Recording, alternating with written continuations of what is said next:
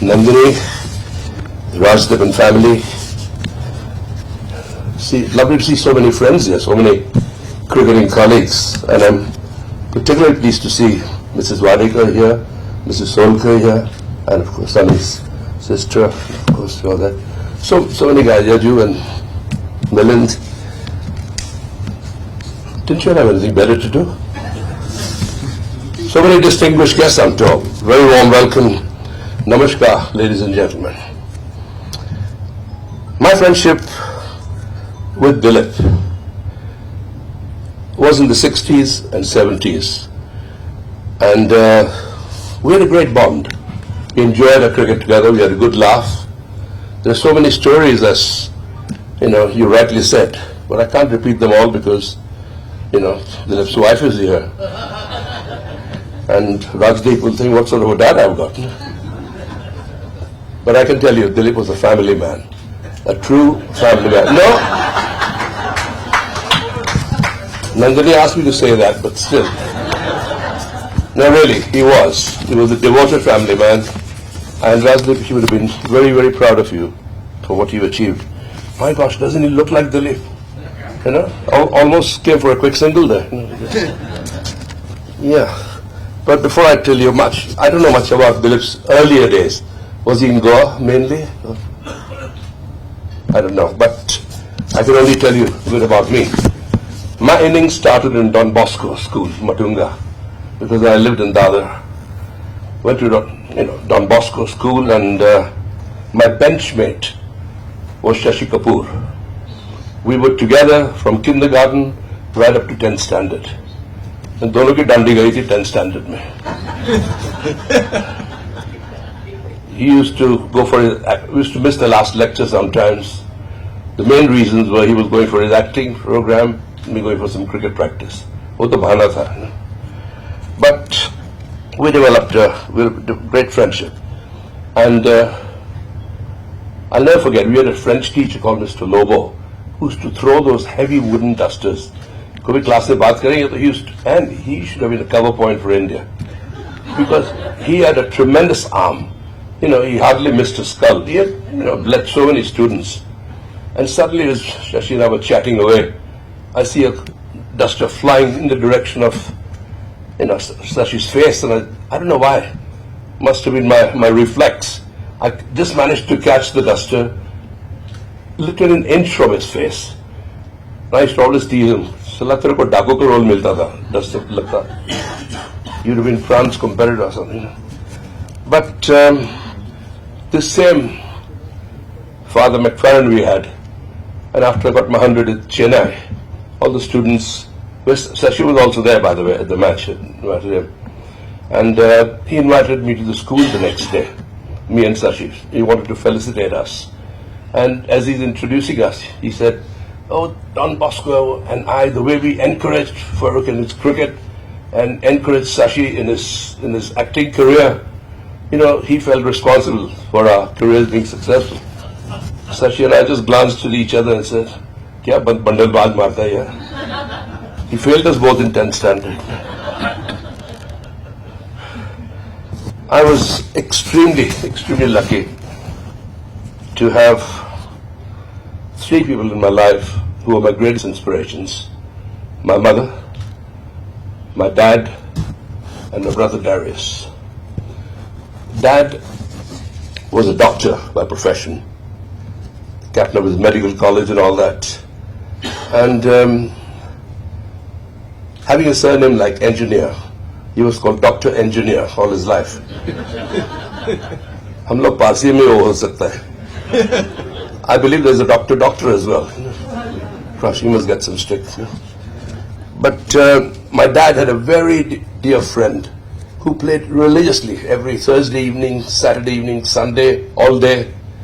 He was mad keen on cricket, my father's friend. And as he was batting once, he saw a funeral pass the ground. So he promptly stopped the bowler, took his cap off, stood in bowed silence, let the funeral pass. The wicket-keeper was a bit bemused by all that. "This is fantastic. I've never seen such marvelous respect for the dead." And the batsman explained, "Well, I've been married to her for 45 years. He said, that's the least I could do." I must thank CCI. Sachin, honestly, my career wouldn't have taken off had it not been for CCI, because when I was, I think since the age of 15, I was made an honorary cricket member. The only problem is that I lived in Dadar. I had to take a train, daily train from Dadar to Churchgate, hanging on for dear life, missing telegraph poles by inches. Till thank God it was announced one day, my picture was in the papers that I was selected for India. And that helped me, my train journey immensely. Because everyone got out of the station, seat saaf kar diya, nothing wrong with the seat. Made me sit, 10,000 people rushed to sit next to me. I thought playing for India is a great thing. But I was in Podar College. Any Podarites here? Fantastic, lovely to see you. And Professor Chandrakar in my time and all that. And also had a pilot's license. I used to fly small aircraft, and I was almost going to make my career in the Air Force as a pilot. But as destiny would have it, I was picked for the squad for India, for Australia and China. I was picked in reserves there, And I think that's sort of myself and Budhi Kundaram. You remember Budhi, the late Budhi Kundaram? Great character, great cricketer, great friend of mine and Dilip's. We loved each other's company. We relished in each other's sort of nice things happening to each other. And that's what the best thing was about. When Dilip got runs, I was very happy when I got runs. And I'll never forget Dilip. I hit a certain bowler, some Kathiawadi bowler or something. He was bowling tappas. I think for 3 or 4 sixes. Dilip comes and tells me in Marathi, "Tila laino ko maru, bowler change ho that."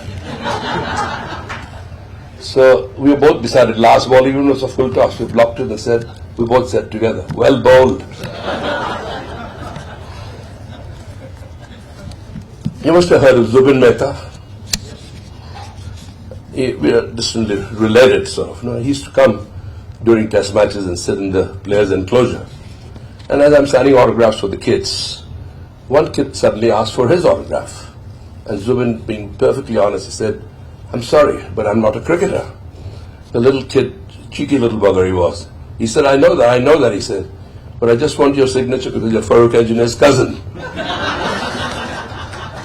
He never lived that down. 1966 was a crucial year for me. I was offered contracts by 4 English counties. It was John Arlott who, initiated the whole thing. And then he wanted me to play for Hampshire. And then Don Kenyon from Worcestershire, Dennis Atkinson from Somerset. I don't know if you know these names. And finally, I decided to play for Lancashire. It was Gary Sobers and I who were originally invited to play for Lancashire. But Sobers wanted Lancashire to pay off his betting debts. He was a huge gambler, But Lancashire refused to do that, and he went to Nottinghamshire, and they agreed to do that. And I was asked to recommend an overseas player. And I played with Clive Lloyd. I call him Big Clive, because I shared the room with him for 10 years. And the only man to give me an inferiority complex was when he came out of the showers.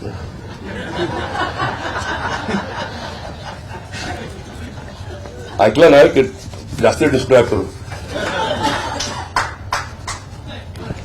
Initially there was a 3-year contract, and after the first ever test victory in 71 against England, the whole team, Ajit and all, came back for a ticketed welcome, rightly so, because great achieved victories in the West Indies and in England, so deservedly, they got applauded, and it was fantastic. Whereas for me, I was on a contract with Lancashire. I had to go to Old Trafford and play in the Roses match the next day. But as I went out to open the innings with Bumble, David Lloyd, the whole crowd, there were 99% were English people. They stood up and applauded me. I couldn't believe it, that I've just shouted their country the day before, and the same people are sort of appreciating it, which is wonderful. But the highest honor, apart from playing for India, of course, was being picked for the World 11. And the selectors were Sir Don Bradman, Sir Len Hutton, Sir Frank Worrell. A little different from our present selection committee. But I believe their history, Rajdip. I better not say any more. I'm in enough trouble as it is. During that tour, the great Graham Pollock was my roommate. And he was very much against apartheid. So he really tried to unite, I hate to use the word, blacks and whites. But he just couldn't succeed. The blacks were running the whites out, the whites were dropping catches of the blacks bowling. So he called them all in the dressing room. He said, you play for the same team, play for each other, help each other. From today, there's no blacks and whites in my team. You all are green, understand? What are you guys? They all collectively said, green. Fantastic. Play for each other, help each other. And as you go and sit in the team coach, make sure the light green sit on the left and the dark green on the right.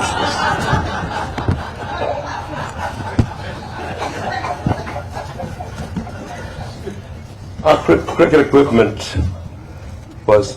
काय झालं? तुला बोलायचं? Can you all hear me? Even if I speak in Marathi? काय कारभाराची भाकरी बनवली की नाही? So I mean, cricket equipment has changed considerably over the years. We had bats that are a very small sweet spot rather. And just like tennis rackets, golf clubs, nowadays even edges are being hit for six. And there were no helmets. We played on uncovered pitches and against some of the fastest bowlers in the world. Sometimes it amazes me. Sanjay is here, Sanjay Manjrekar, very Sanjay. Hey buddy, great player, his dad, one of the finest players India have had. Great person, great player. Sanjay nowadays on television, anyone bowls about 90, 95k, everyone gets excited. What do you bowl?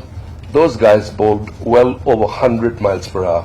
Wes Hall, Charlie Griffith, Roy Gilchrist. When two of them were chuckers. And when a guy chucks a bouncer at you, it skids at you at over 100 miles per hour. And no helmets. You wish you had a bank job in that case. But, we enjoyed the game. But the box was first worn by batsmen in 1868. The helmets came into force only in 1968. Rajdeep, why did it take 100 years for batsmen to realize their brains are just as precious?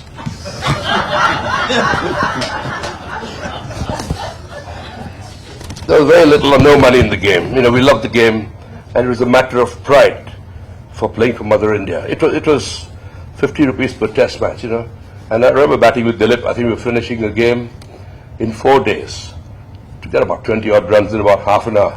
And all sorts of messages were coming from the dressing room. अरे पागल हो गया, आज game मत खत्म करो, कल का 50 रुपए जाएंगे हमारे.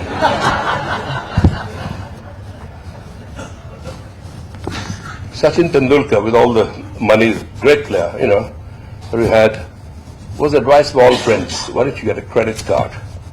So the local bank clerk, speaks to Mr. Tendulkar. You've got to fill the form. Are your earnings in excess of 1 million rupees? So Sachin shrugged his shoulders and says, some days yes, some days no. He says, but I must tell you the story of, we had a manager called Hemu Adhikari. Now this was at Buckingham Palace, the reception, in 71 in fact, And the manager is the first one that Her Majesty the Queen comes out. So we were waiting for her to come out. And there were peanuts. And Colonel loved his peanuts. So much so, dono haath se mutha maarte the. And he was flicking him in his mouth from all directions. If the odd one fell out also, backflip and back in his mouth. And he just gathered 2 muttis of peanuts. And the door opens and it's announced, Her Majesty the Queen. Hello, Colonel, how are you? Put her hands forward. Colonel, Wanda. But thank God he was a colonel, he used the presence of mind and hit Namaste. As he did Namaste, the plush red carpet was full of peanuts. Some even going into Queen's shoes. And the Duke asked him, oh, Colonel, you like your peanuts, don't you? Colonel replied, true story about Dilip actually. We were traveling to Kolkata and we were playing Tinpati, 3-card brag. And there was an umpire called Umpire Mamsa. Do you remember? Great umpire, very, very lovely. So he thought he'll pass time. We're not playing for big stakes. But the thing is that Umpire Mamsa had 3 kings. So he was really keen on winning some money there. But little did he realize that Dilip Chupa Rustam is sitting with 3 aces. And both are going at each other's, So I thought this is getting ridiculous. Although the stakes weren't high, but a pile of coins was there, on the table. So I thought we'd all pass. So I looked at both the hands, and I couldn't believe. I told Mamsa, chhod de abhi yaar, both paisa ho gaya kitty mein. No, I want to carry on playing. How could it? Then I had to tell him, look here, you better stop, because Dilip has got 3 aces. Dilip's favorite was I to go. I asked you yesterday, does it mean anything rude? And thank God you said no, because I'd be in trouble again. So but next morning, as Dilip and I are going out to bat, Umpire Mamsa is umpiring. I said, Dilip, make sure you don't get the ball anywhere near your pads. You'll be walking in back very soon. But Sishir and I are going to have a Q&A. Rajdeep, we're going to have some fun. And thank you all again for coming here to pay our respects to a very, very dear friend and a real character, Dilip Sardesai. He was a lovely guy, and I'm glad, Nandini, that you're honoring him every year. And it's my huge delight and honor to be here with you all. Thank you and God bless you.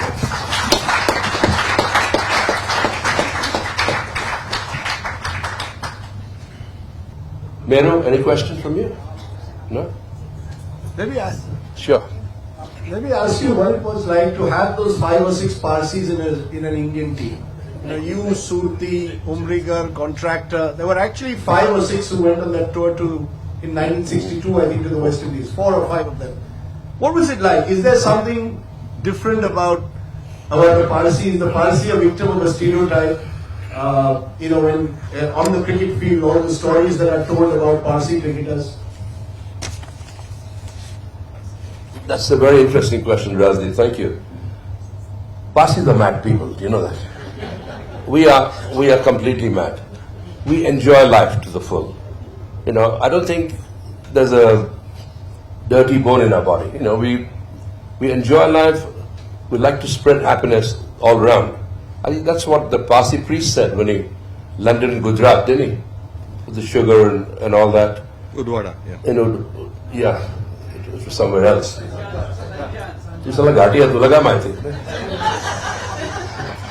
But this is a story. But we're simple people. We're the butt of all jokes. Anyone. But we love people taking the mickey out of us because we laugh with them. We don't laugh at anyone. You laugh with them. And that's a huge difference. So Rajdeep, it was good fun. Yeah, four lunatics in one team, But we played our cricket hard. We contributed a lot to the dressing room by our humor. Practical jokes and all that. Your husband was a big practical joker, huh? He and I and Tiger in the Caribbean, we were playing in Little Island where there was a hurricane the year before. So at dinner we were all talking about that hurricane. And I think it was Dilip who masterminded the idea. He said, "Samdar room मध्ये phone करूया आपण की जरा hurricane आज रातला यायचं आहे. Put your screens, radio, television तो नहीं होता. Put it under the table and come as you are to the reception." The Sandar चड्डी लंगोट करके आले reception मध्ये आले, except me, Dilip and Tiger, I think. And then everybody knew that we were playing a joke. But this was when you're on tour, there's so much serious cricket being played and all that. So little things like that, lets the steam off. Absolutely. I used to, when I used to keep wickets, Ajit and I used to always have a good laugh. And Then he went to cover point, and Sunil came in the slips. But we used to diffuse that, synergy and put it towards the next ball. When the next ball was bowled, there was full concentration. But in the meanwhile, you let the steam off by cracking a little joke or something like that. So that was my way of concentrating. And I think it helped me. It certainly put some of the batsmen off. But we enjoyed our cricket. Yes, we all know about the Parsi humor. I mean, there is a story that goes when you opened the batting with Jaisima and against the West Indies. I mean, I read it somewhere that you tried to diffuse the tension, and the West Indies were all on the floor laughing. What did you do? No. Those of you who had seen Jaisima batting, collars up, and uski daan hilata tha aisa. Yeah, this is not live broadcast, no? You know what happened to my Hindi commentating days? I'll tell you that story later. But Jaisima was walking and his collars up. So I just thought of that song, Nakrewali. He said, Salah, mazak mat kar, we're going to face the fastest bowlers in the world. I said, they can only bowl one ball at a time. You got a bat in your hand, they were a ball. But I was commentating with Kapil there. And I don't know, as if you were there at that time, but Parsi ko Hindi commentating mein laga. I couldn't believe the idiots who even put me on that. And it had rained in England. So we were talking about the 70, the 83 World Cup. And the story goes that we were commentating. India was about to win the test match. And Brian Johnston, who was the lead commentator, great commentator, he said, Farokh, Mrs. Gandhi, who was the Prime Minister, will she declare a public holiday tomorrow? I said, John, Mrs. Gandhi is an avid test match special listener, as if she has the time to listen to radio, And I said, I have no doubt at all she will declare a public holiday. So, but I just said that off the cuff. Within 10 minutes, there was a phone call to BBC headquarters and onto the Lord's Cricket Ground commentators box that Mrs. Gandhi has in fact heard your comments and declared a public holiday. So I told Kapil in Hindi, "Meri to phat gayi yaar." That was the end of my Hindi commentating days. I think we should throw it open to everybody for questions. Yeah, I didn't say kya phat gayi. I just said. But you said that about Jaisima, so Anyway, okay. Go on. What was it like wicket keeping to the great four spinners? Could you shed some light? Sure. Very interesting question about the spinning quartet. Wicket keeper when they were at their peak. Yes, indeed. I mean, we had 4 great spinners, 3 right on top, and there was Venkatraman also.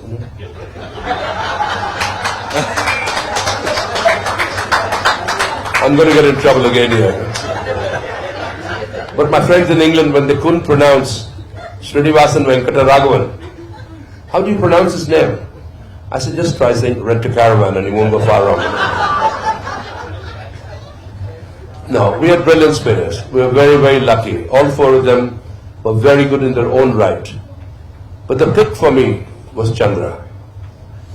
He was a polio victim, and he made that defect into a tremendous asset. In his wisdom, he didn't know 95% of the time which way the ball was going, because he had literally a broken wrist. Zyada chal gaya to googly ho jayega. Thoda kam to top spin. But I mean, he tried his best to think what to do, and he pitched it right. But I saw him grip the ball. I saw him grip the ball in his hands, in the air, off the pitch. It was like a split-second computerized effect. So I had a better idea about the ball than what Chandra had and the poor batsman had. So I mean, time and again he's tried to bowl a leg break, and there's been a bloody big googly. I said, Chandra, tu leg break dalne ho gaya? Yeah. He said, but that was his, and I have the highest admiration for him. I think he'll certainly be in my book one of the greatest spinners India have had. Because any man, any lesser individual with a lesser heart, if he has polio, he would be aspiring to play cricket for India, to bowl for India. He did it with a big heart, and talking about big heart, one man's wife is sitting here, Eki Solkar. He was the finest fielder ever at short leg in the world. Poor chap used to have bumps and bruises all over the place, but he never flinched. He never went a step back. He was there. And the spinning quartet was actually made by people like Eknath Solkar. Okay, I was behind the stumps. And with Ajit in the slips. So we had a very good cordon, surrounding the batsmen. So there was no room for error for them. And that certainly made the spinners to a certain extent. And with Chandra bowling, most interesting part was keeping wickets to him on the last day of a test match to a left-hander, where the ball pitched in the rough and flew in all sorts of directions without Chandra knowing which way the ball is bloody going. So that was wicket keeping at its most interesting. Someone to Clive Lloyd or Gary Sovers, ball pitching in the rough and flying in all directions. But thank you for asking that question. So what about Bedi and Prasanna? Something? Yeah, they were class. Bedi was not afraid to be hit. Sardar Khan. But when Bishan first came on the scene, I wasn't sure whether he knew where to place. I said, flight the ball, make the batsman drive, short extra cover. If it doesn't get right on top of the ball, he's going to give a catch there. If it spins, you got a gully or a whitish slip. These are the things. Bishan was a bit raw when he first came from Delhi, and he picked up these things in good time, and he became a world-class bowler. And Pras was certainly the finest off-spinner we had. His flight and angle, he varied his crease. He was a great bowler. We were very fortunate, and I was exceedingly fortunate to be behind the stumps for most of my career for these, because Venki was a very good spinner as well, but he wasn't in Pras's sort of category, without any, ill feeling for Venki. But Pras was a fabulous bowler, so was Bishan, but for me the pick was Chandrasekhar. Farokh, I just wanted to ask you a question that when is a wicketkeeper truly considered great? Is he considered great when he's standing up to the wicket, or is he considered great when he's standing behind to the fast bowlers? When and I Bradman just says wanted to stretch it a little bit more, Farokh. You have been one of the greatest wicketkeepers India has produced, and in those times when Alan Knott and Bob Taylor existed, you still created an impact. You were selected for the World 11 to play against Australia in 1971. Now, is a wicketkeeper, what is the true test of a wicketkeeper? When he is kind of keeping wickets in the fast bouncy wickets of Australia where the ball lifts and carries, or the Duke's ball where the ball seams and swings, or is he considered great when he is keeping wickets on the dust bowls of India where the pitch spins and spits and the ball turns square? Very, very interesting question. You should applaud him for that, really. Not because he called me the best wicketkeeper in the world. That's just by the way. No, but that was a huge honor because people like Alan Knott was my deputy, Rod Marsh, and these were great keepers. It has different skills. Standing back, you just need reflexes. A guy with good reflexes and reasonable catching, and it was could stand behind.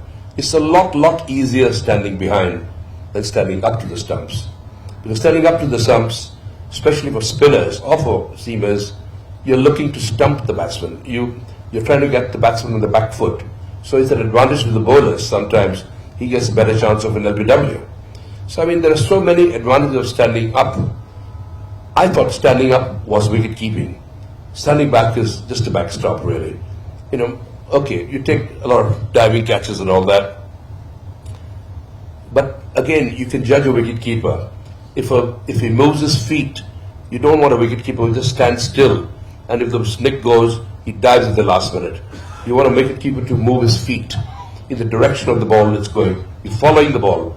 So you're halfway already there for a nick, either on the offside or the leg side.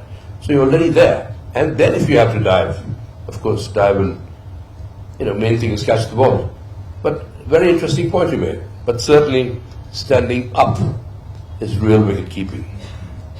Thank you. Also, sir, one more thing is that when you were keeping wickets, I noticed you go right down and stand up, so that you save that split second in case of a diving catch.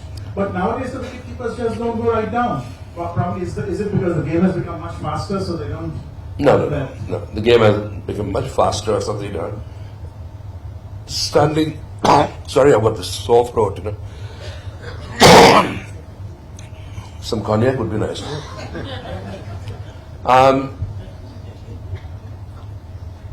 Yes, standing up is all that's wicket keeping is about, really. And anticipation. You rise with the ball. That's why I was low.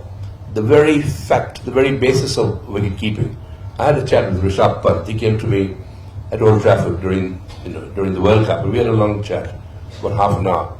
I wish I had him with me just for 2 or 3 net sessions, and he would be a much better wicket keeper. I have the confidence, but you don't want to encroach on people's toes. You don't want to. They're batting coaches, fielding coaches, and all that. But what can a fielding coach tell Rishabh Pant about wicket keeping? Everyone's there just to criticize the young man. And poor guy, there's more pressure on him. He's so scared to even hold the ball in case he drops the catch. So I mean, these are the things that you should nurse a young wicketkeeper along.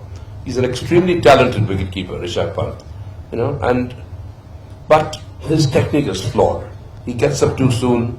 As you say, these days they have batsman wicketkeepers, not wicketkeeper batsmen. Now like Saha, for example, he's a wicketkeeper batsman. It is predominantly a wicketkeeper. You see him rise with the ball. I'm sorry if I'm boring the ladies technically, but you rise with the ball, only then you can go. It's difficult to stand up and go down again. You're wasting that fraction of a second, which could be very useful for a quick fast stumping or whatever. So you rise with the ball. You stay as low as you can for as long as you can. Very good point. You should have been a wicket keeper. Must be a wicket keeper. Are you a wicket keeper? I just followed you in your career. So Thank you. Thank you very much. Rajdeep का है विचारायचा Come on, there are more questions. तू मराठी बोलतो काय की दिल्ली जाऊन विसरलो Yes. So there's a person at the back. Okay. Yes, sir. So the mic, Mr. Garu.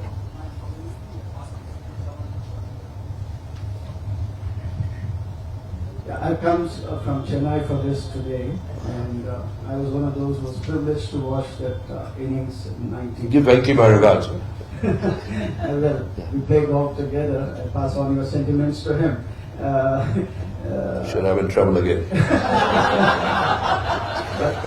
That was a very special day in 1967, January 11th or 12th, because that was the first time Test match was coming to Chipok from the old stadium, as you know.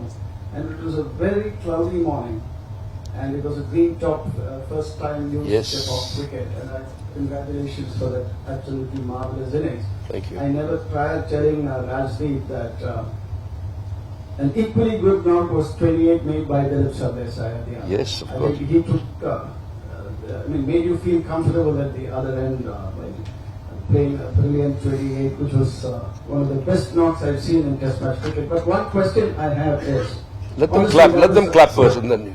yeah, honestly, that was a brilliant Test Oh, match. thank You you. don't see that kind of Test innings anymore these Thank you, days. thank you. 94 before lunch, and you had an entire over to yourself. Why did you chicken out? I didn't chicken out. You could have gone for You want to hear the whole story? Yeah. I was 92 with two overs to go. 2 overs to go, yeah, that's right. First ball from Charlie Griffiths. I hooked Rohan Kanai, a deep square leg, dived and stopped a certain 4. The ball ricocheted off his legs. We got a single. Dilip made sure that I don't lose my wicket before lunch.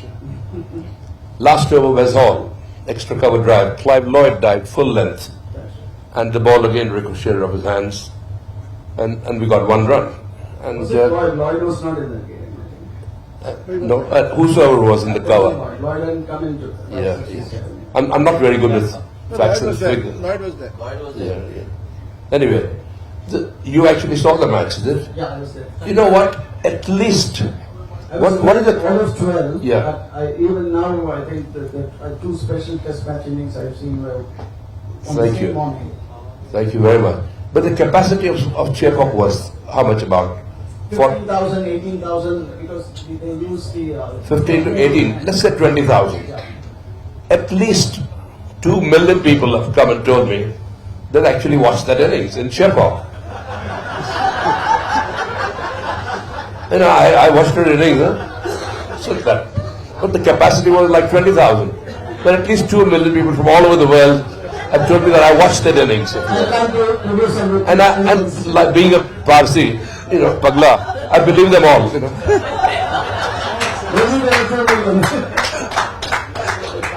Thank you. Chennai is a beautiful place, and I've always enjoyed playing at Chepo. Beautiful ground. You're right, green top, and It's a very difficult wicket, first day wicket actually. yes, that's why West Indies won the toss and put us in. You know, normally they would have batted. I think you walked in because Budi Kundran couldn't come in or something like that, right? I don't know why, but I was asked to open the innings. You haven't answered him why you chickened out. That's it. Oh, I'm sorry, I chickened out. I was going 94 before playing lunch. And I think it was Lance Gibbs who came first. Lance Gibbs for the last First, before lunch. no. After. Are you sure you were there? Are you one of those 2 million people? I'm not longer than you know. He remembers his chicken for lunch. Yeah, I know. But thank you very much for asking that question. Have you come from Chennai especially Yeah, for this evening? Yeah, for Rajdeep, anything, I come here every time he has his memorial day. He's a great guy, Rajdeep. As I said earlier, his dad would have been really, really proud of him. All of us are. You know, we are all proud of you. What I love about Rajdeep, he speaks his mind, and he stands for conviction. What you say, you stand for it. And I think for that, we should all give Rajdeep a huge, huge hand.